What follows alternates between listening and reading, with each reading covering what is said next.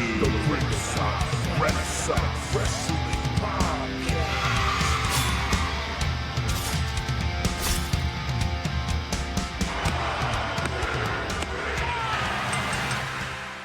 Welcome back to Ringside Renaissance. We're here with our predictions for the biggest party of the summer in Cleveland, SummerSlam. Yeah, and I'm here with Pretty Deadly Jesse. And you all know me. I'm Andrew Combat Jones. Joining us, and this is Hitting the Turnbuckles podcast, Adam Cousins, baby. That's Yeah. it. Yeah. And he's got over 3,000 subscribers on YouTube. Killing it out there. Our friend from across the pond. What's going on, Adam? How you doing today, man? Well, if there's sun in the UK, we're melting, so I'm kind of half melting. But I do thank you guys for coming on, letting me come on and talk SummerSlam. I will try and be as short and sweet with my answers as possible. So if I do rabbit on and we do short time, just tell me to get on with it. Oh, yeah, you're falling right into the crew with us. We like to go, so yeah. We like to ramble too, so it's all good. And we appreciated you having us on your podcast, so it's only right that you come on ours now. Yeah, and it's going to be a fun show. It's been a great lead up to SummerSlam, has it not? Yeah, certainly. So I think the seven. I think what I like about the Triple H era of booking is the pay-per-views are quality over quantity. So they would rather have 5, 6, 7 matches.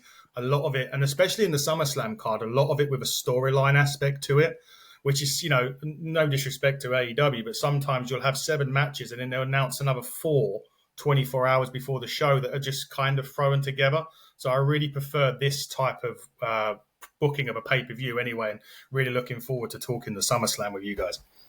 yeah. And the great thing about this, like you said, the 7 matches, it's like everyone means something. I'm invested in every single match on this card. It's not a match that comes up and I'm just like, this is the bathroom break. Oh, this is to go get my chips and dip. Like every match I don't want to say emotionally invested in, but I'm invested in as a fan. And like, I'm really pumped to see. And as we're doing a prediction episode, I don't know how some of these matches are going to go. So I have a trusty coin here that if we need it, I'm going to do the coin flip, and we'll see how it works out. Yeah, it's cool that there's there hasn't been any like pre-show matches announced or anything. So Yet. It's a new era, like you said. All the last PLEs have been less matches, but it's been quality over quantity. So it's definitely a new thing to see here, but it's staying consistent in that order. So, and the match card, like where the matches fall, like their order is going to also be very interesting to see where WWE goes with it. Definitely. Yeah, and like you said, not yet for the pre-show. There might be a couple pre-show. I was kind of thinking that they would have the women's tag team titles on here somewhere. Combat Jones and I were talking about maybe like the Wyatt Six. That's when they were going to debut, but that's going to be on Raw next week. And I'm actually personally okay with that. Like, kind of keep them away from PLEs right now and just kind of let them build their own little pocket of the WWE shows. But man, oh man, they like I said, every one of these I'm invested in. I really don't see. I mean, there might be some big returns. Spoiler alert! And if you want, guys, let's just get into it and start talking about it and see what happens. Yeah. Yep. So we have the first match on my list right now. We have for the Intercontinental Championship, the challenger Braun Breaker against Sami Zayn. This is a rematch from the Money in the Bank PLE, where Sami Zayn pulled off what many consider the upset and a clean victory over Braun Breaker. And Braun Breaker's has been a thorn in Sami's side from day one, just asserting his dominance over him and his power. This was kind of one of the ones that tossed in the air for me. I don't know where they're going with it. I know where my heart goes and what they should do, but Adam, what you got for this one?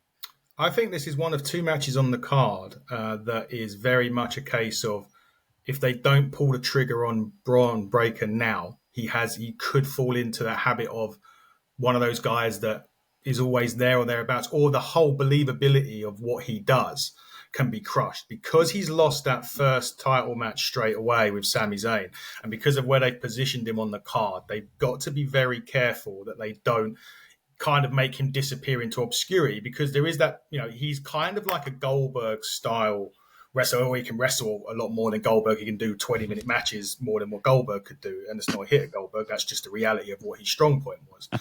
And I believe that, in my opinion, Braun has to win, and he will win, because if Braun doesn't win, we could be in a or not we could be, but they could be in a point where the believability factor of what he does just diminishes.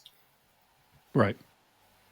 Yeah, I absolutely agree. I think Sammy's got to take this one. Ooh. Yeah. Bold prediction. Yeah. Oh. No, I'm just joking. Braun's definitely winning. He's got to win. Like he's got the momentum. Like the promos coming up to it have been great, going back and forth with Sami, and him giving Sami the victory at their last big matches has been good. And then his battles with Ilya Dragunov have been great leading up to it. So I think it's definitely time to pull the trigger on Braun Breaker and let him break out. Yeah. And who better to do it than with Sami Zayn, which is also, he's having his comedy show in Cleveland the night before, I believe, too. So he's got a full weekend ahead of him, and he's going to have to keep his head on a swivel and be alert, but he's going to catch like 5 spears, I'm predicting, and it's going to be over. It's going to be a overwhelming victory by Braun Breaker. Dominant. Yeah, I'm with you guys. Braun Breaker's got to take this. Like you had mentioned, the falling into obscurity, all these NXT call-ups recently of recent times have seemed to all kind of did that, just kind of fell by the wayside and gotten lost in the roster. I think he's different. I think Sammy's brought out a lot in Braun Breaker on the microphone, in ring, and who better? I mean, Sammy's one of the best sellers in the game. I mean, he can sell an ass beating like nobody's business, and make you really buy into the believability of how dominant Braun Breaker is. And I'm interested to see, because of how he won the number 1 contendership with Ilya Dragunov from a referee stoppage. Are they going to go that route and just have him beat Sami so badly that the referee's just got to call it instead of a clean 1, 2, 3? But regardless of the outcome of the finish of the match, I really do think Braun Breaker is going to take this one, and might be setting up down the line for the honorary Oos to come back and help out the tribal chief against the Bloodline 2.0. Let's see what happens. We'll see what happens. Yeah, so we're all in agreement there. Braun Breaker needs this match. Not only should win this match, I think he needs to win this match to continue what he's doing on the main roster. Then we have the United States Championship. I'm going to have Combat Jones load up the soundbite for this one. We have the challenger, LA Knight. Yeah. Versus the champion, Logan Paul. Another match that I've really liked to build, even though there wasn't too much here. We have LA Knight, who's kind of like the common man, the workhorse guy, against Logan Paul, who's that smug, like kind of rich silver spoon character United States champion. I think the crowd has really deemed LA Knight as their champion, kind of along the same lines of how Stone Cold Steve Austin was, like the common man champion. Right. And I think the crowd accepted him with that one. But we shall see. Combat Jones, what do you think on this subject? Oh, I'm going L.A. Knight. Yeah, gotta. If he doesn't win this one, I'm gonna freaking riot, man. Like, it's fucking unbelievable. Like, it's been like a year now where they should have pulled the trigger with him countless times, sometimes more than others that would have made sense. But if there's no better time than now for LA Knight. And there's no better time than now for Logan Paul to lose his championship in his hometown of Cleveland, right? It would be great to retain there, but it would be even better to lose there because that's just where he's from, and he'll play to the crowd. It'll be interesting to see how he does play to the crowd, being the heel, and how receptive they are to him because he's from there. So if they cheer for him or if they're just going to hate him all the same, or what he does to trying to draw that heat, right? But it's been a great lead up with these guys too, like great promos. Logan Paul's just gotten so much better, and working with LA Knight is what all he needed to, right? So LA Knight, baby, let's go. Yeah. What you got, Adam? What's up? Going back to what I just said in the last match, when I said it's now or never for Braun, it's now or never for LA Knight. I mean, the guy, as you rightfully said, he's had, listen, he had the Roman Reigns. He was never going to beat Roman Reigns. Let's be quite honest. Yeah. Maybe the WWE jumped the gun a bit on that point, but there is a point where you get to a point where the crowd is invested in you so much. He's selling merchandise, so he's making WWE money, which is all the things that WWE like about the guys you're going to put championships on, or guys that doing well, the guys that are making the company money. But there comes to a point where, again, we sit here and go, well, if LA Knight loses this one, then what happens to him? What's next? It's the same thing with Braun Breaker. LA Knight simply has to win, and I think he will win the match. He will certainly beat Logan Paul, and you're right, the build up to it has been great for both sides. I mean, Logan Paul, as much as I hate the guy, he can go. There's no doubt about it. I've not necessarily been a great believer in having these guys come in that have been boxers or God knows rap artists, but Bad Bunny and Logan Paul aside, they've taken it seriously. They're training with the best in like Shawn Michaels, and the main thing is they're taking it seriously. So that's the benefit. But for me, LA Knight simply again has to win. Otherwise, what's the point? Right. Yeah. Yeah. And I agree 100%. I think are we going to all be the same across the board here? Because LA Knight's got to win this. It's sad to see, and I mentioned this in one of our previous videos, that like LA Knight to me is one of, if not the most over guy in WWE right now. And the issue with it is he's on SmackDown with Cody Rhodes, who's arguably the other top guy in WWE right now. So he kind of falls to the wayside when Cody Rhodes comes out, and you've also got on top of that the fact that even Cody Rhodes is until recently has been playing second fiddle to everything that's been going on with the bloodline. So SmackDown is one of the hardest shows to actually, unless you're in that storyline or with Cody, the rest of it is kind of irrelevant to the show. Yeah, and it's tough, man. There's so much hot stuff going on right now, but LA Knight is SmackDown in the middle of it, no pun intended. But if not now, when? Like, come on. Exactly. Like, exactly. Is he gonna lose and then go to the Royal Rumble and win it? Like, win the Royal Rumble? Like, no, come on. He's got to win now. What? Right. Yeah. And it's like, and you know what? Give him a long title reign, establish himself as a top guy, bring some significance back to the United States title. Because a lot of people said when Logan Paul barely defending it and stuff, LA Knight would be a weekly champion. Yeah. Bring some prestige back to that title. It would just do the world of good for him. And I think it would only push him to the moon, where maybe potentially get a world heavyweight title run at some point. Will he ever? Time will tell. Right. But as far as this Saturday goes, and what you said about Logan Paul coming in and stuff, there's a lot of flack. People say that he practices his matches and all that. I don't go for that bullshit. Actors practice their roles before the cameras roll. So, right. It is what it is. He gets it done in the ring. He makes it believable. His selling is amazing. But yeah, for this match for the United States title, I'm going to have to go with L.A. Knight. Yeah. So next we have the Women's Championship, the WWE Women's Championship. The Queen of the Ring, Nia Jax, will take on the champion Bayley. Again, a decent build up. I'm not a fan of, ever since Bayley has taken the women's championship, she's just been beat down every single week. It's getting a little bit played out for me, a little bit stale. Yeah. Just continuous I think there's only been 2 Smackdown she's been on since she's been the title that she didn't leave beat up and, being helped out of the arena and stuff. I'm not a big fan of that. I think they should have presented her as a strong champion. She's great on the mic, great in the ring. But she's got a tough opponent here with Nia Jax, who is the queen of the ring and earned her shot here at SummerSlam. And I'm interested to see what you think about this one, Adam. Well, this match goes back nearly a decade. I mean, the original match between Bayley and Nia Jax was in TakeOver London over in December 2015. I was actually there for that match. It was great. It was a great 15-minute match. It positioned them both as really top of the card at that point. I think they were semi-main to Finn and Samoa Joe that night.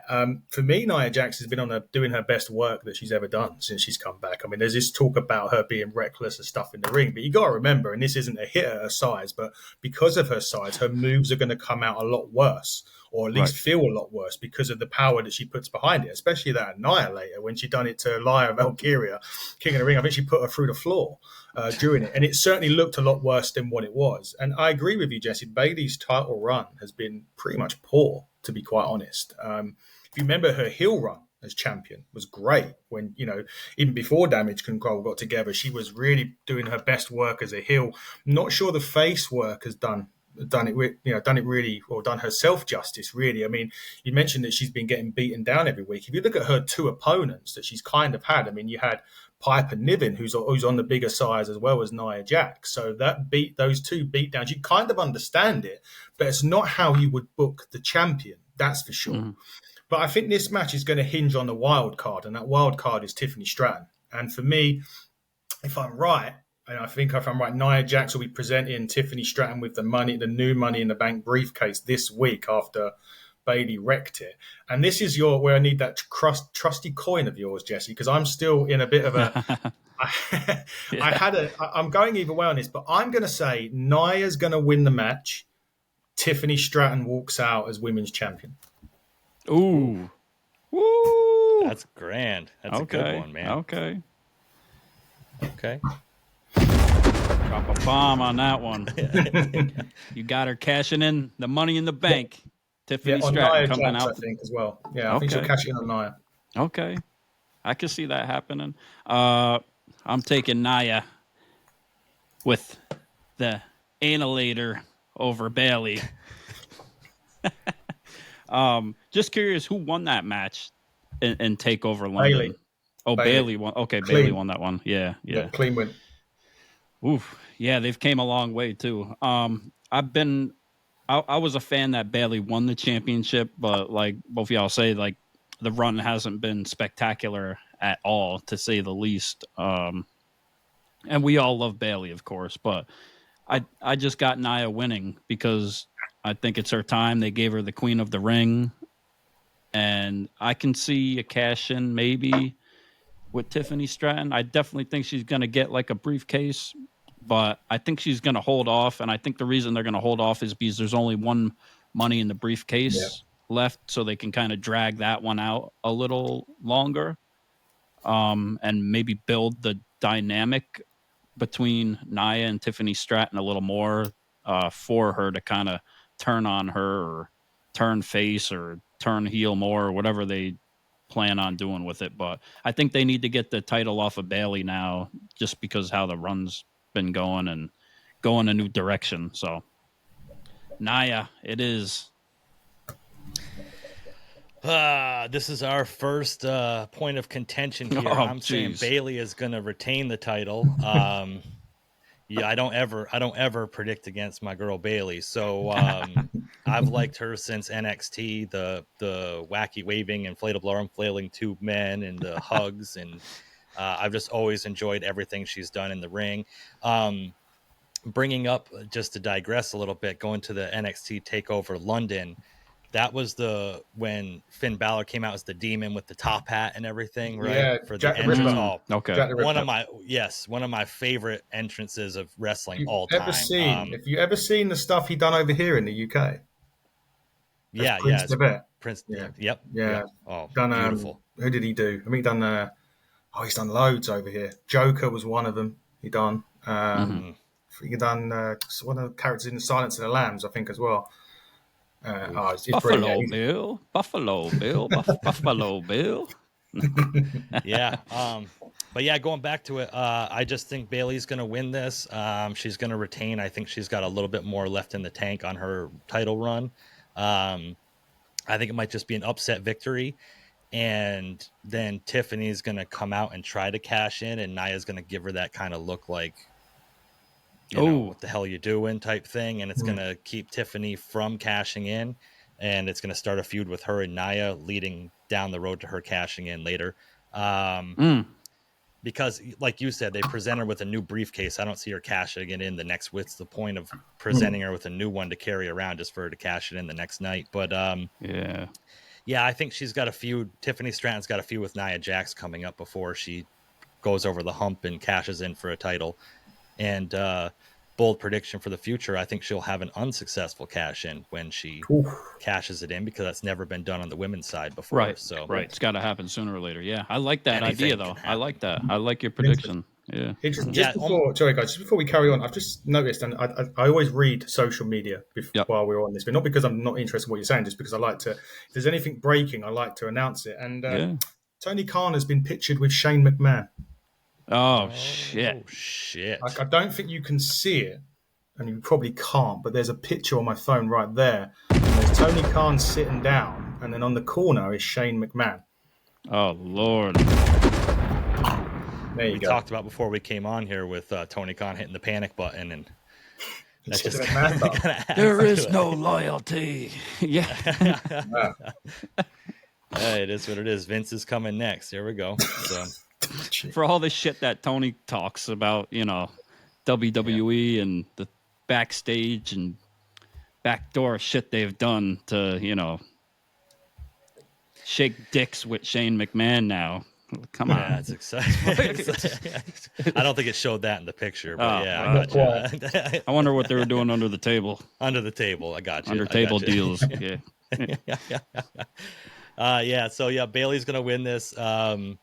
Like I said, you know, when they beat down right after Money in the Bank, when they beat down Bayley and she went to cash in, and Nia gave her that look like, "What are you doing?" And I think it's gonna be similar to that, and it's just kind of slow burn that, I believe. So right. Moving on. Now we got the Raw Women's Championship. I know Combat Jones has been itching for this one, itching for more than one reason. But we have the challenger Rhea Ripley against the champion Liv Morgan. This has been built up obviously around the whole relationship. I wouldn't be a triangle because Liv and Rhea don't have anything going on, but a love angle, I guess, between them and Dirty Dom. You know, classic WWF, WWE soap opera style, when nobody really pays attention to Dom and Rhea both being happily married outside of WWE. That kind of factors into it a lot and takes away from a little realism for me. But they had a little bit of vignette with Liv Morgan burning pictures of her and Dom in a barrel Monday and crying, and might be a little bit, she might be playing possum a little bit, or it might. You okay? You want a moment of silence? I need to collect my thoughts real quick. All right, moments passed. Yeah, okay, right. so I want to listen to you guys' predictions on this, because this is one I'm kind of on the fence about, but I think I know where Combat Jones is going with this, but I'll give him the floor to kind of speak his piece on it. Yeah, well, 2 weeks off away from when Liv broke the internet with those booty shorts. Damn. What do you think about them, Adam, huh? Did you like that little twirl she did? How can anybody not love that, right? Beautiful. Exactly that. Yeah, awesome. Yeah. Absolutely disgusting. Yeah. Oh, come on. Yeah, I'm not a guy like Dom, so I don't go for girls like Liv. Let's just put it. Okay. I'll just leave it at well, that. I'll give you credit, because this past Monday Night Raw, Rhea Ripley broke the internet a little bit with that outfit too. Okay, so there you go. Broke Combat Jones internet. Yeah, broke. My browser history has now been deleted. Yeah. I think your box of tissues has been deleted too. Yeah, that too. I'm on my 5th pack now. Yeah. But there's no simp going on here. Yeah. None. Not at all. And like you said, with this whole soap opera drama, like I thought WWE was kind of done with this stuff with the whole Triple H era. And I didn't care about it. I didn't want it. And as soon as you're out, they just try to pull you back in. And I care about it. It is what it is. I'm emotionally invested into this story. And of course, I'm rooting for my girl, Liv, to win. She's going to keep and retain that title with help from Dominic Mysterio, which is, he's going to turn on Rhea Ripley. And don't say you didn't see it coming, because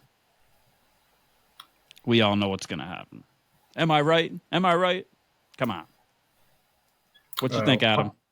I kind of agree. And apart from up to this week's Raw, that's kind of how I saw it. But then something happened on this week's Raw, which triggered something that happened about 6 weeks ago, which although I agree with you that I believe that Liv's going to win, I don't know whether Dom's going to turn yet or whether they're going to save it for the world title match. I'll explain why I think they may switch it, just because of this week on Raw. The clubhouse was battered up. If you remember, Liv Morgan basically tore down the clubhouse and she scratched out everyone's face barring one. And that one face that was left was the face of Finn Balor. Ooh. If you go back 6 weeks ago, when this started, she left her hotel key on the table, if you remember, for Dominic to go and pick up some stuff. Yeah. Dominic didn't pick the hotel key up. That was me. Well, it was you. But it was also Finn Balor picked it up. Oh, no. If you see the sleight of hand, it's Finn Balor's hand that picks up the key and not Dominic. So I think Liv's going to win. I just don't know whether... Because obviously, Judgment Day at the moment, you've got 3/4 heel and 2 technically face on the internal roster. Damian Priest and Rhea are now listed as faces and the rest are listed as heels. Mm-hmm. So I think Liv's going to win. I just don't know whether Dom's going to turn or whether something's going to happen in the main event and they all just go into one and Liv Morgan then becomes kind of the mammy of the new Judgment Day. And I'll explain more when we get to Damian and okay. I'm all here for it. I like it. Either way, Liv's winning. So I'm happy at the end of the day. Yeah, that's all that matters. Yeah. Real quickly, I'm just going to reiterate my whole thing. I've said this from the very start. Oh, God. Here we go again. Yeah.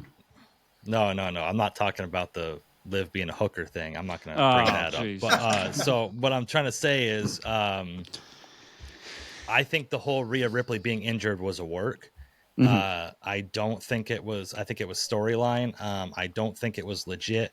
Liv ended up injuring the same arm that Rhea injured on Liv beforehand.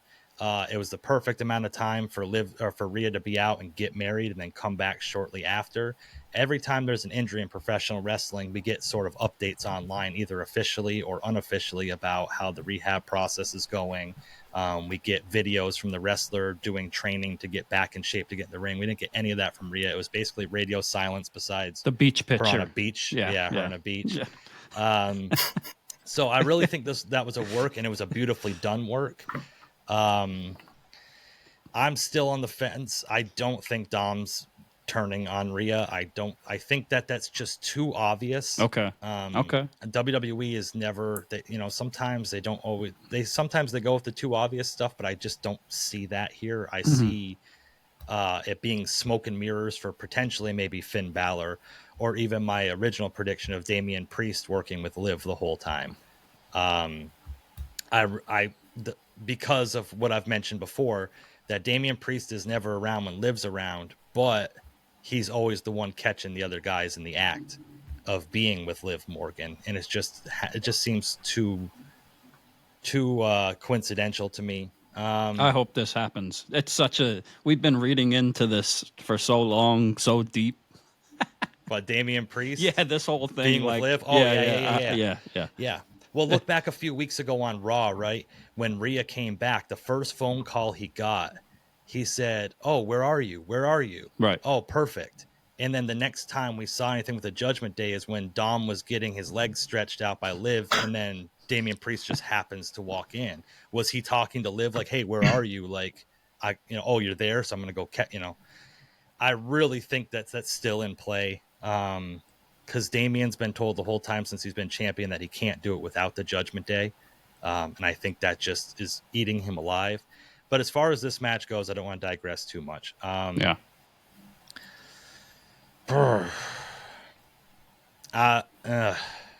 Don't do it. Don't fucking do it. Liv Morgan retains. Oh. I think that I think it'll be kind of like almost like the same way that when Liv beat Becky, when Dominic's trying to help Rhea and it just backfires on him. Okay. Because I think this feud has potential to go to Bad Blood in Atlanta. This is Bad Blood. This is a Bad Blood feud. And what better way to headline Bad Blood in Atlanta than this and a potential Punk and McIntyre round 2? Do you reckon they could hold off of the heel turn until then? Like maybe Dominic then aligns himself with Liv. Newsflash for you, Adam. Dom is not turning. We've gotten to the end of Dirty Dom. We're not going to have Clean Dom. He's the real. Sorry. I mean Dominic joining Liv. Sorry. Do you reckon they could hold off until then? He's not joining Liv, my friend. He's staying with Rhea. Okay. It's Damian Priest joining Liv. Oh, of course he is. Sorry. Yeah. Dom probably won't join Liv because he's a little bitch. Yeah. Imagine this scenario, though. I mentioned this on only one of our man in the world shows, that right? Won't. Yeah. Me too. Yeah. I'm starting the Me Too movement of people that went sleep with Liv Morgan. Welcome back to another episode. Oh, wait, never mind. So, okay, so imagine this scenario, right? Dirty Dom comes out every time he's on the microphone, and they just boo him every time he tries to talk. Right. Now, think about a world where there's a clean Dom, and every time he goes to speak, they just cheer him to death, and he can't get a word out because they cheer him so much. Beautiful. It writes itself. It's a beautiful thing, and because everybody expects him to turn on Rhea, so if and when what I'm predicting he stays with Rhea and stays aligned with her, that's going to make him one of the biggest baby faces on Raw, and I'm here for it. That's true. Yeah, him and Rhea losing too. It's just going to make her even bigger, and people love her even more. Well, yeah. Then if Damian aligns himself with Liv, imagine like a mixed tag match, like Rhea and Dom against Damian and Liv at Bad Blood, or Finn too. Yeah, or Finn. Finn. Yeah, I can see that. That's good ideas. I like it. So next up, we got the match that I think the whole world is waiting for. We have CM Punk and Drew McIntyre. Finally, after all this time, we get to see it in the ring with a special guest referee, Seth freaking Rollins, which is a little interesting choice. I'm not a big fan of the special guest referee stipulation. Right. I liked on this past Raw, the face-to-face they had, the way Seth Rollins explained it. No referee wants to take this match. So if you guys don't want to play ball, I'll just walk back there and you guys just won't fight. The only reason I'm doing this is just so you guys fight. And it added some legitimacy to the stipulation, because usually we just get a special guest referee and it is what it is. But to have him in that role, I'm interested to see if he aligns himself one way or the other, because he said he hates both of them. But the trusty coin's going to have to come out for this one. But I'll hear you guys' thoughts first. Adam, welcome back. Let's see what you got to say. It's an interesting one, isn't it? I think, I see Steph getting involved and attacking both of them at some point. It's going to have one of those things where they go for a move, like maybe he eats a Claymore, so he stomps Drew, and maybe Punk does something because he's meant to hit Drew and he hits Seth, and they're going to have a thing like that. I just had a funny thing in my head. Wouldn't it be funny if it's the match that we all want to see, then they just do the finger poke of doom and then just walk off, and then that'll be the end. They won't do that. I've loved this, and people have criticised Punk a little bit for his promos because they've not been as the pipe bombs that they've all been expecting. There's been a few digs at AEW, obviously, when he mentioned the hard cam and there being fans behind it, and people don't like him because he wants to punch people in the face backstage, etc., etc. I think Punk's been great, and I think Drew has done his best work, and I'm so happy that he's actually re-signed with the WWE. as well, but taking that keeping him there with WWE. I think Punk wins, mainly because Drew's got the bracelet or whatever he's got with AJ and Larry the dog. Have you seen they brought out Larry merchandise now? Yeah, you can get yourself. It's in the mail. It's in the mail. Yeah, great. I think Punk wins, and I think he's got a natural next opponent, hasn't he? He can go straight for Seth, and then that's bad. Or as you say, it could go to Bad Blood, perhaps in the Hell in a Cell, which was what Punk didn't want. Well, he said he didn't want, but perhaps they would do it that way. Maybe they'll do a finish where Seth maybe kind of screws one of them. I don't know. And that leads to Bad Blood because it doesn't really matter about the referee in Bad Blood, is it? It's about, or Hell in a Cell. They've only got to count to 3, right? So, yeah, I think Punk wins, though, but I wouldn't be surprised if Seth does kind of attack both of them after they both miss hit moves on him. Yeah. Okay.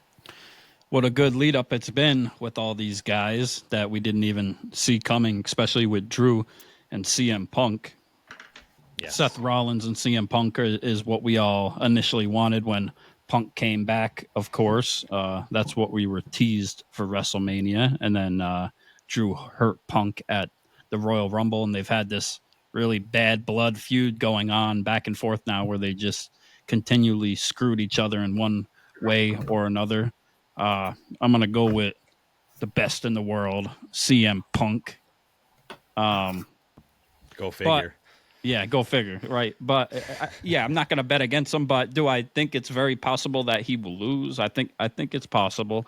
But then I don't know how the bracelet's going to play into it, and if they're going to drag the bracelet out even longer, because I see like Punk ripping it off Drew's beat down, unconscious body, maybe, and soaking in it, but.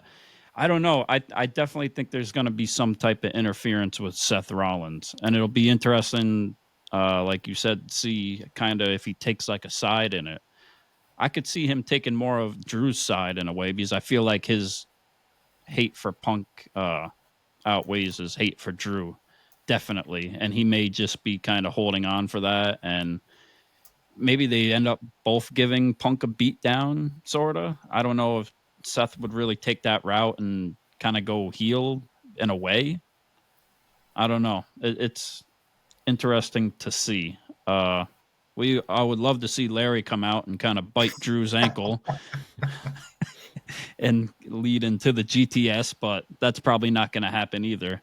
But yeah, just, it's very nervous going into the match because Punk, we haven't seen him wrestle in so long, and it seems like injury after injury after injury. So it's like time for validation. And he's going to get the beat down, and he's going to sell the beat down very well regardless going into it. And I also have a prediction for the post-match. I think there's going to be, Oh, you got a whole bag of tricks. Yeah, I got a here. whole bag, which means you're in trouble when the whole bag of Spindrift comes out for the media scrum, because we're going to get some craziness between the three, and the score is not going to be settled, and it's going to lead on for even more after this. So, okay. Yeah, you know what it is. I was going to say, have you ever predicted against CM Punk? Probably not. That's probably more surprising. Yeah, this has been building up since Royal Rumble. I think that this was supposed to be a rivalry that got built around the World Heavyweight title when Punk beat Seth, and then when Punk got hurt, I think that's what really put a wrench in this whole equation. What can I say? This is the best, for me, it's the best feud that's been in professional wrestling in the last few years. And they've only actually touched on screen to fight once. Right. Besides Punk, beating him up at WrestleMania or whatever. Royal Rumble's the only time we actually saw them have a go at each other. It's beautiful. Beautiful storytelling. Punk's brought out the best work in Drew McIntyre in years. Very compelling storylines. This is how you build long-term storytelling. I'm going to have to say that in this one, I believe Drew McIntyre needs to win the first match. Yeah. I'm not sure exactly how it's done. Maybe like you said, Punk misses Drew and hits Seth at one point. you know, and I'm not going to predict what happens later on down the road for Bad Blood. I'm assuming a rematch, but you got to remember when Seth Rollins came out to confront CM Punk after Punk cost Seth Rollins the title at Money in the Bank. Punk made it personal with Seth Rollins, bringing up Becky and their child. And I don't think Seth Rollins forgot about that. And I think that's going to play into the storyline leading forward. And I think there's a lot more fuel in the tank for Drew and Punk, Seth and Punk, and even Seth and Drew. I think this is going to be a three-way rivalry that's going to carry us through the Royal Rumble and probably beyond. Yeah. But as I think this first match, I think needs to go to Drew McIntyre. Punk doesn't need the win right now. Right. Drew's been screwed over and screwed out of title after title and opportunity that he needs this win. I think this is his time. Punk's going to get his revenge in the future, and rightfully so. But Drew just needs a big win right now to carry him through and carry this feud on. So I'm going to go with. Tell me when I'm telling lies. You okay over there? You scared the shit out of me. You know. Yeah, I think there's going to be some sort of form of something with Seth Rollins or Drew McIntyre, almost like Undertaker and Bret Hart with Shawn Michaels as a special guest referee, which I believe was at SummerSlam in '97. Right. Ooh, And you know, Bret Hart was trying to use the chair on Undertaker, and Shawn Michaels stepped in the way. Oh no, I'm sorry. Shawn Michaels took the chair away, and Bret Hart spit in Shawn Michaels' face, and Shawn went to hit Bret with the chair, and Bret moved, and he hit Undertaker. Then Bret got the pin. Yeah. I see something like that happening. And all three of these guys are students of the game, so to recycle a storyline like that, I can see really in play. But yeah, cool. Drew McIntyre for me is going to take this win. Moving on to the co-main event, I guess, if you want to call it that. All these matches are main event worthy. We have the WWE World Heavyweight Championship match. We have the challenger, the King of the Ring, the Ring General, Gunther, versus the champion, Damian Priest. And this whole feud's been built off from Gunther being entitled and spoiled, and Damian Priest having to grow up in the mean streets of New York City. And I don't want to see how mean the streets are in Austria. I don't think they're that privileged, but you know, I don't live there, so I don't know. So, yeah. But it's very intriguing. You know, like this storyline was just built on Gunther winning the King of the Ring and getting his title shot at WrestleMania or SummerSlam. Jesus, I'm sorry. And so I'm very interested to see what's going to happen with this one and beyond. And I'd like to hear your predictions on it. I've said earlier that when we were talking about the whole Rhea and thing, that this is the match where I think the actual turn's going to happen in terms of people, the Judgment Day falling apart or creating a new kind of Judgment Day. This is the match where Finn took a hell of a beating by Gunther on Raw. I mean, if you saw the pictures after Raw, he was literally, well, his chest was like red, and he took a hell of a beating with Gunther. And the good thing I liked about this is only until recently have they touched them two. They've kind of like Priest, and they've done a good. I know they only had like a 3-week build between Money in the Bank and SummerSlam, but they've done a great job in like keeping them away. But when they've gone at it, they literally, it's not just been a slap and that's it. It's been like they had to get the whole locker room and their kids out to split them up. So that's been a really good way of building the feud up. I think it is Gunther's time. I believe it has been for a while. It's just been, you know, perhaps maybe not necessarily the opponent I would have thought of that Gunther was going to win the title of, but he's done such a great job with the IC title. He's been without and he kind of like disappeared for a while, didn't he? He was kind of, you know, not doing a lot, which was kind of good because, you know, he's been away, come back, won King of the Ring, and now it's time for Gunther to claim his throne as world champion and have a run.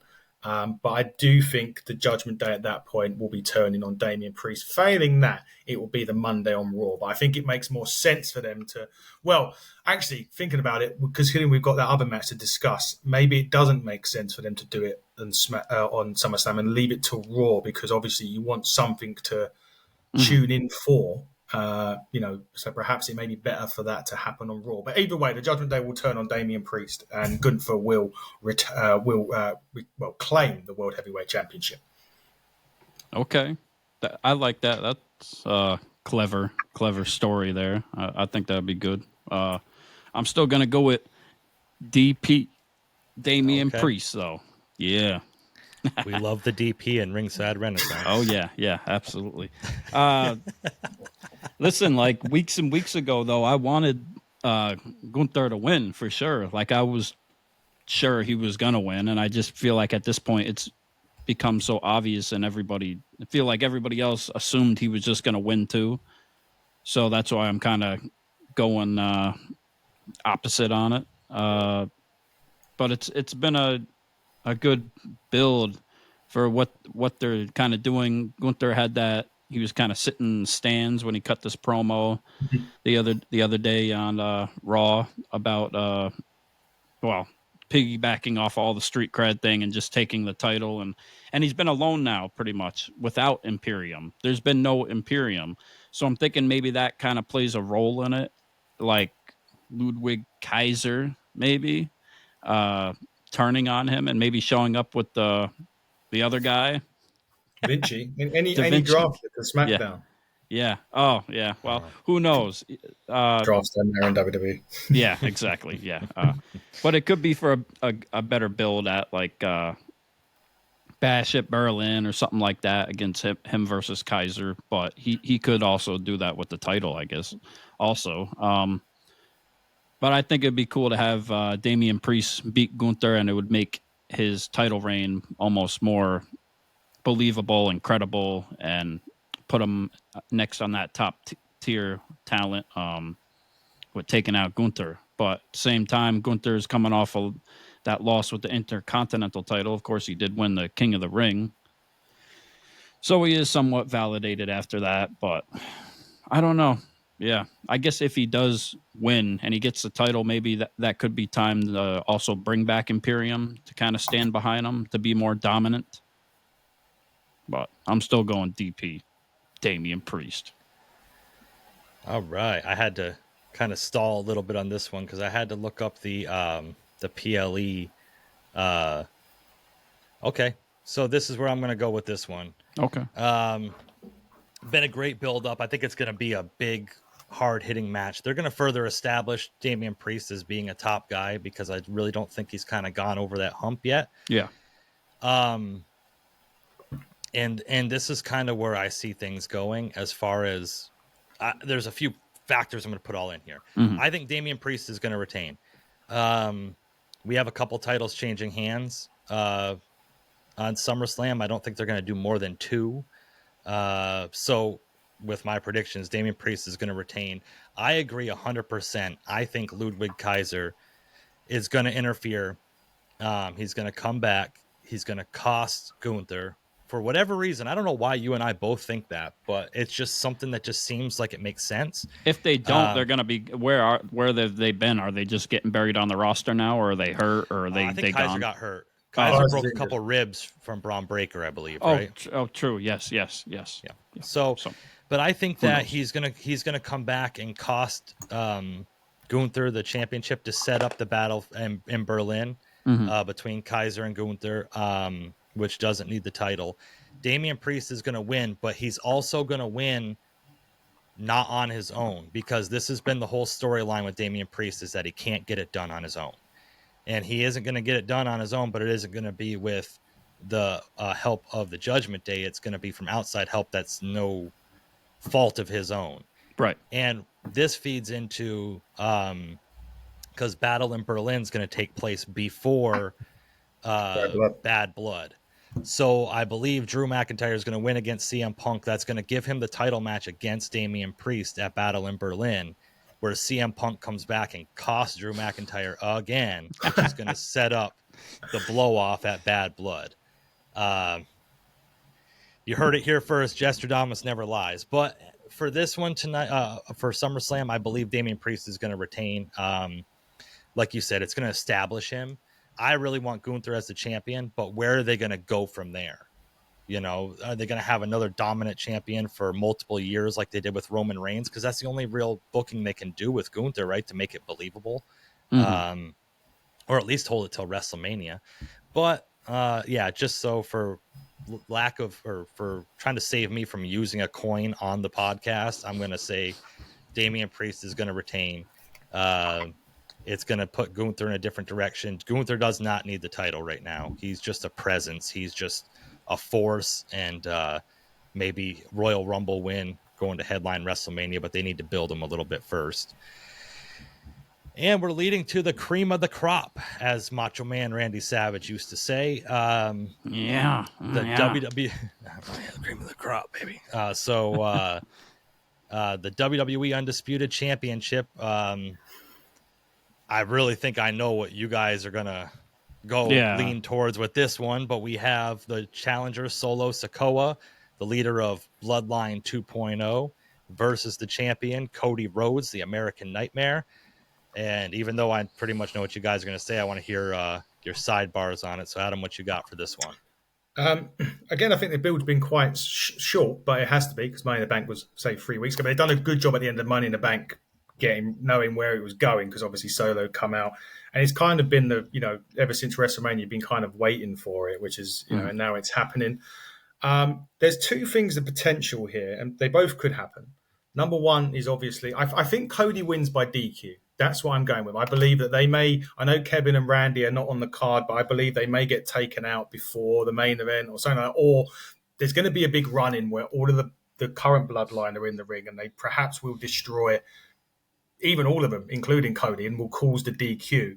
Then either one or two things or both will happen.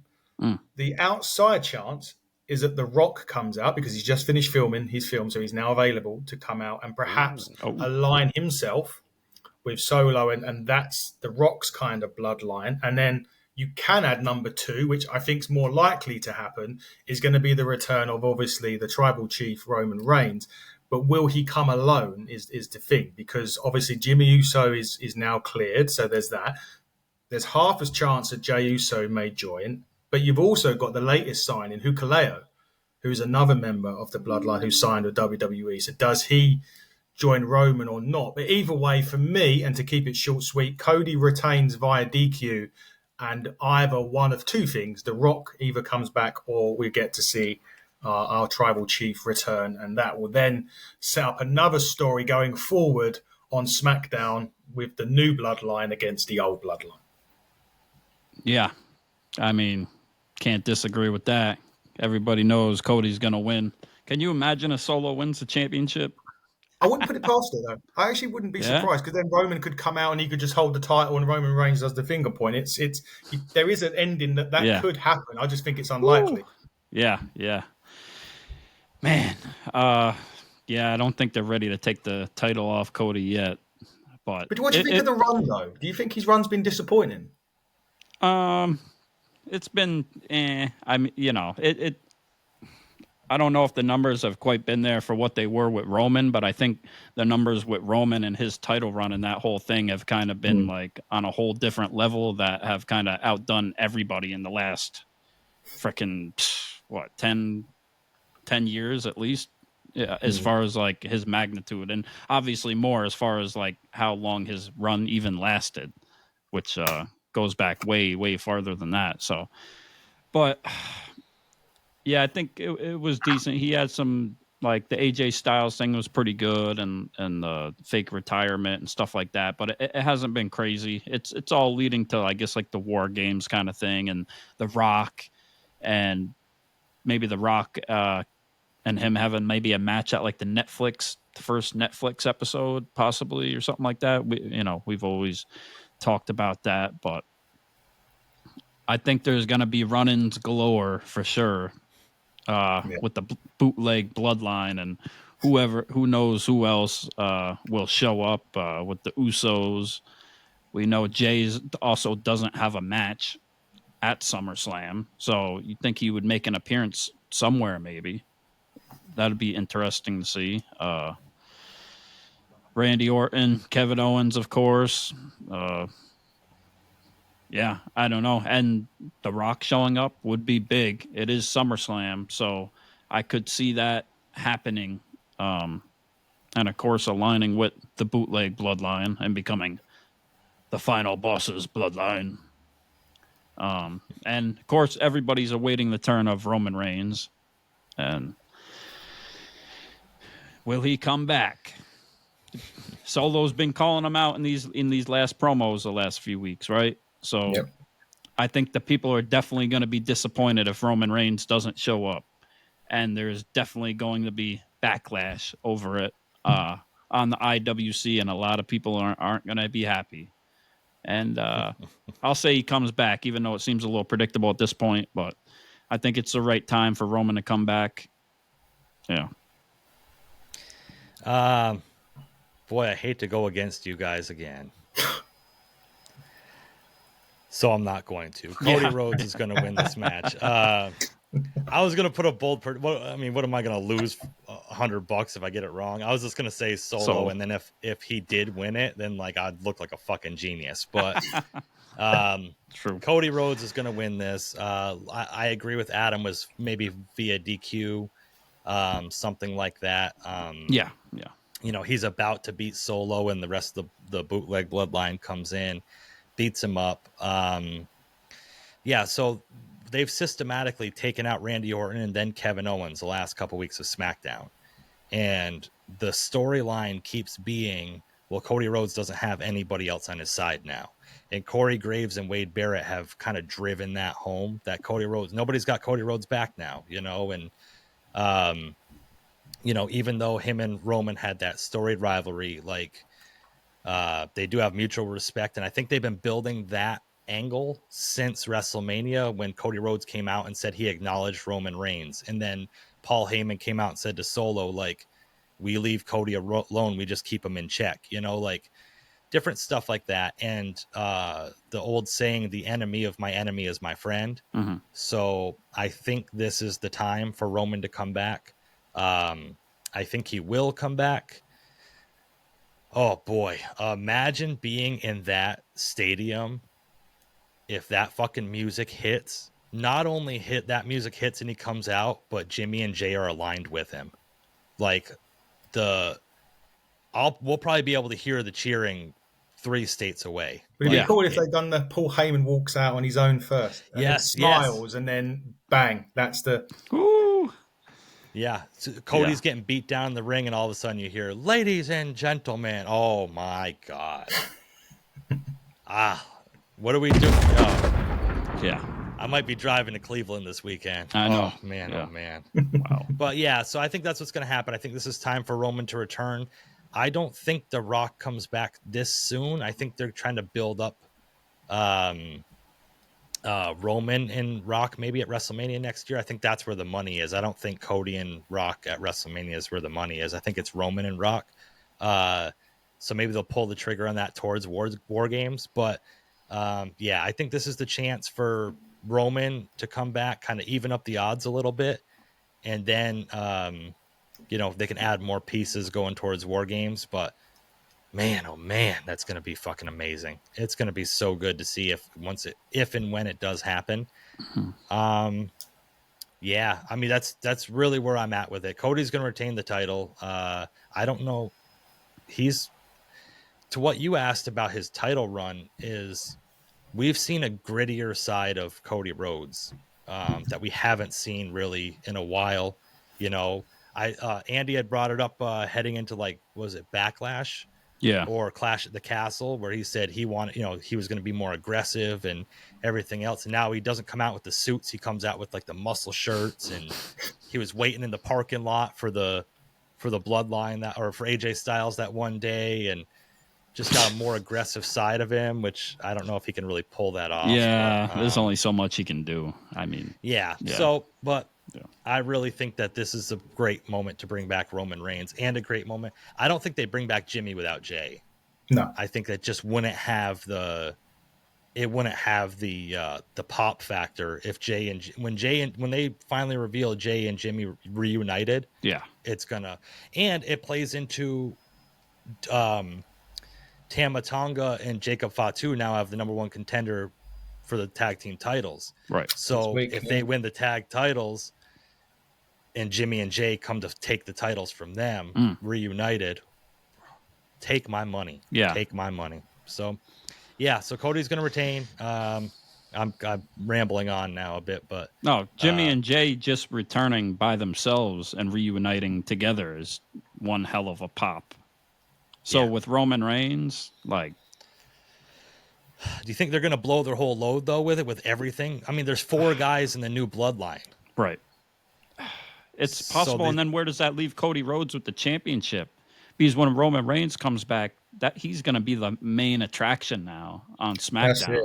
Yeah. And That's so what I where does said. that? Yeah, where does that leave Cody? Like, It's like a demotion, isn't it? Because the SmackDown won't revolve around the World Championship again; it will revolve around the Bloodline. very possibly, yeah, quite, yeah. But he can stay entrenched in that feud, right, and be like the 4th guy with Roman, you know. And then if the Rock, like you said, it comes back and Cody's kind of feuding with the Rock, that'll kind of keep it up there too. Branch it, branch it a little bit. Still, I don't see the Rock being in War Games. I don't think that's going to be in his card at probably all. not. But and then you said Hikuleo or whatever, and then they said one of the Tonga twins' brothers also. That is Hikuleo, isn't it? No? Is it? Okay, what's the other one then? There's so many of them. There's Zilla Fatu as well. Zilla Fatu, yes. Yeah, That's the one I was thinking of. Okay. You know, so it's like they got so many pieces. And then what's going to happen once this bloodline feud ends? Because undoubtedly it's got to end at some point. All these guys are just going to fade into obscurity and not be anything anymore. You know, like man. But yeah, I think that to take a line from Cody this past year's leading up to WrestleMania, Roman's got to finish the story. You know, so it's interesting to see where they go with it all. For That's sure. a good thing, though, right? That's a good thing because wrestling keeps you on your toes for a change. It's not always as predictable and cut and dry as it used to be. Yeah, that's what we want. That's what we complained about for a while, right? And with the WWE for sure. So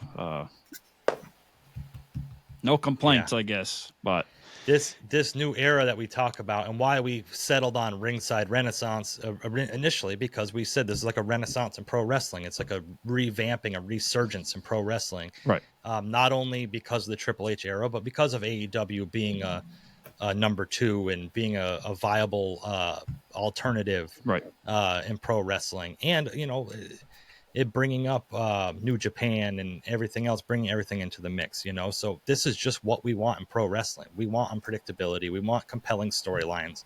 We want something leading at the edge of your seat of saying, well, this is all contrived and this is all predetermined, but that might be real right there, you know. Yeah. And I think every single one of these matches has an element of that, so I'm all here for it. Yeah, it just keeps getting bigger and better, and this card is pretty great. You could put it up against even what WrestleMania's card was and all of that. So it's definitely been the best one since WrestleMania, I think. It's going to be one of the last of the one-nighters as well. Yeah. Before one more year left.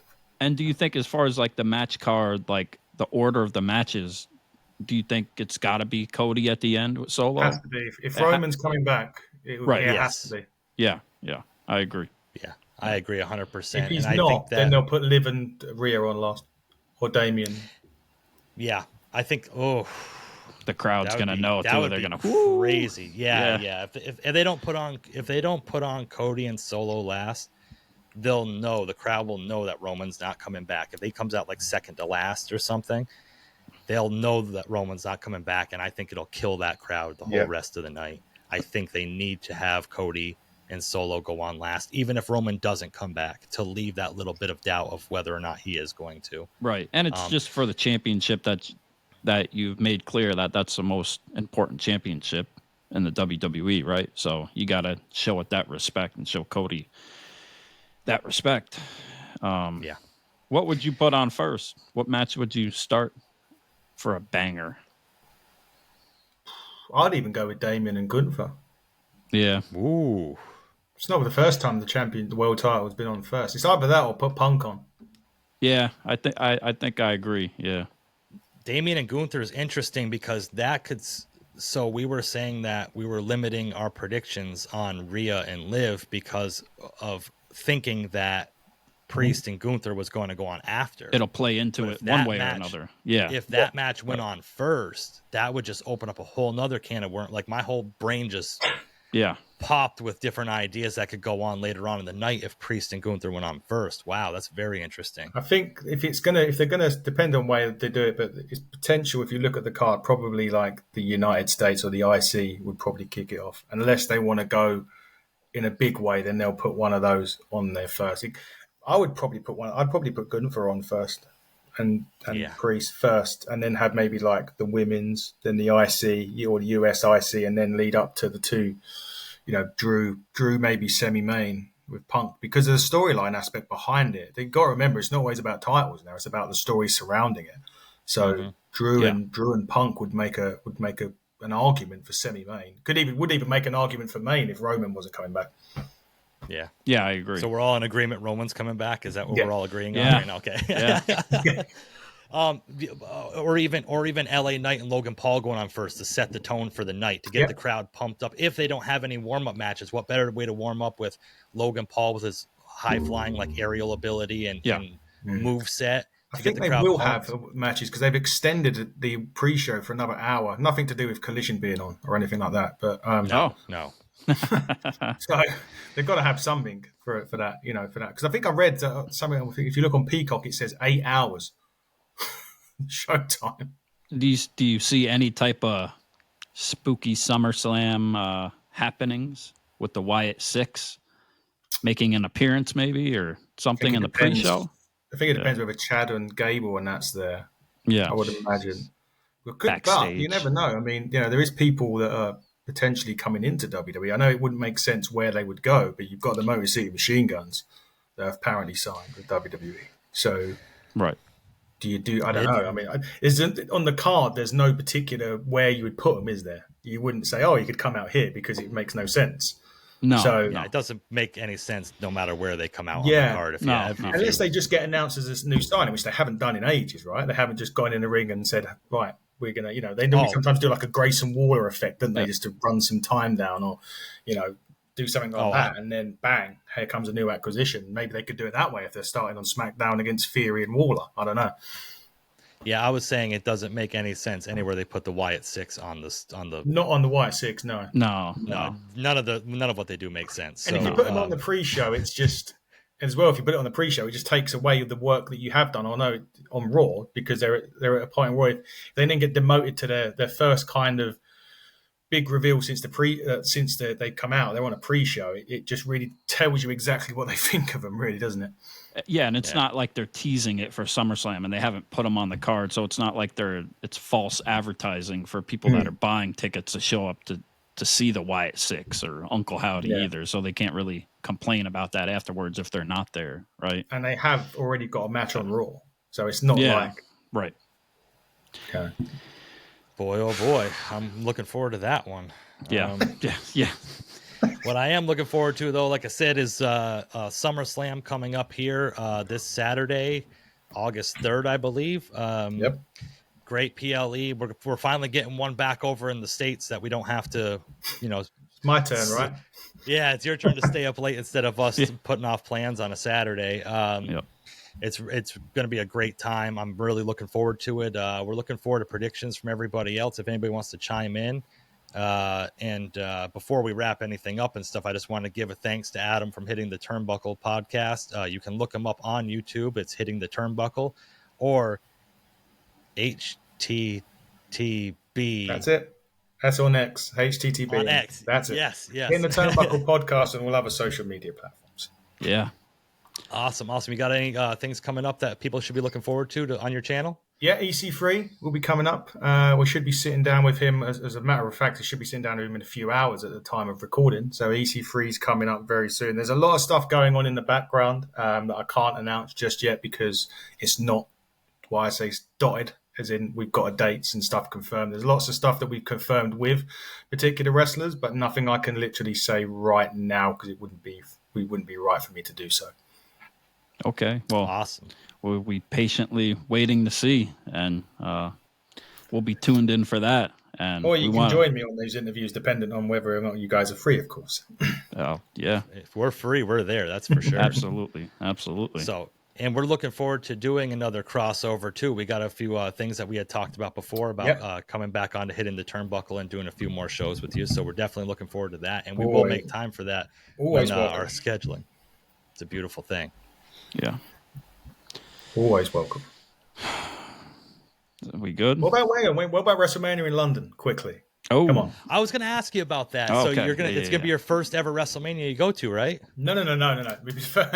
I've been to 5 WrestleManias. Oh, really? Okay. I've been fortunate enough to go to 5 Manias. But London, if it does happen, well, I think it's got to now, right? Because they've teased it. Like, the way that they've teased it now is kind of, without sort of saying it's gonna happen, they can't just now forget about it. So it looks as though it's on the cards, depending on the year, whenever that is. But wow, it'll be a crazy, crazy night. A few nights over here in the UK. You guys have WrestleMania in the afternoon? Yeah, it'll be a crazy afternoon for us. Yeah, it'll be an early one. Yeah. I just can't imagine the cost of it, because they keep announcing these things as, it's the highest grossing show. It's like, if you see, now the ticket prices to Clash at the Castle to sit in the bleachers was like $400. Oh wow. Damn. Just to sit in the bleachers. So I can't imagine what that's going to be like over here. But it will be great if I say when it happens now, because I think it's a case of when, not if. Now, where would it be? Wembley, potentially? Or is there the interesting thing about Wembley is that the father of Tony Khan owns half of Wembley Stadium. Okay. So it'll be interesting to see if they can put it there. So if they may do, I don't know what the thing against, what that would take. I mean, my soccer club has a great stadium that holds 60-odd thousand people, so they could do it there. But it's kind of getting to it. It's like you'd have to put it in a place that, I mean, ultimately they've said London, right? That's where they've positioned it. So I can only see it being Wembley Stadium as where they would host it. But there's loads of stuff. You could have the O2 Arena that can do the Smackdown and Raw. You could have like a convention at the XL Centre. There's plenty of places they can put it. So it's a case of where they settle on. But Wembley would seem the logical choice for WrestleMania anyway. We a Tottenham Football Club That's fan? it. That's the one. Look at that. I played FIFA a few years ago. I know a couple of I know a couple of the teams, man. I always played Arsenal, but it is what it is. Make sure you edit me out of any future program. Man, that's cool. Awesome. I thought it was gonna originally be like SummerSlam. They were gonna announce was gonna be there. I thought it was gonna be next year's. Next year's SummerSlam before it goes to 2 days. Yeah, and then it kind of came out with the whole WrestleMania leak about it there, and everybody had videos of Triple H there, of course, with the media. He done an interview as well. Yeah. So unless that really falls through, I would assume it's going to happen. Yeah, hopefully sooner rather than later. That'd be cool for y'all over there. Of course, a big thing like a big WrestleMania week, like couldn't get any better. So. Yeah, and it's great. As much as we complain about the afternoon PLEs and stuff, like it is what it is. Like you said, you got to stay up till 1, 2, 3, 4 in the morning by the time these things are or if you watch AEW about 9 a.m. Yeah, they go with their matches. But it's absolutely ridiculous. But so it's like it's like time for you, like you said, you guys' turn and stuff. And at the end of the day, we have Peacock over here that if we can't catch it right at the live airing, we could always just watch it later on. WrestleMania, I'm not going to miss. I'll take time off work and pretend to have COVID just so I can stay home and watch it. So I hope your guys don't hear that you work with. They watch, but they would vouch for me for WrestleMania. So. Oh, awesome. Yeah, so we're all tuned up. Highly anticipating the biggest party of the summer, SummerSlam, and we're ready to go. We can't wait to see what happens. Of course, like we said, check out Hitting the Turnbuckles podcast with Adam all the time. Subscribe, do all that stuff. Hit him up on social media. He's got lots of great things to say on his channel. Great interviews, all that. And we're ready to go. And that's Pretty Deadly Jesse. Play the music. Yeah. And I'm Andrew Combat Jones. Yeah. And thanks a lot for joining us for Hitting the Turnbuckle. That's Adam Cousins, baby. I'm better than you, and you know it. Fuck. I'll take that. Yeah, there we go. All right. And you've been listening to the Ringside Renaissance Wrestling Podcast. Peace.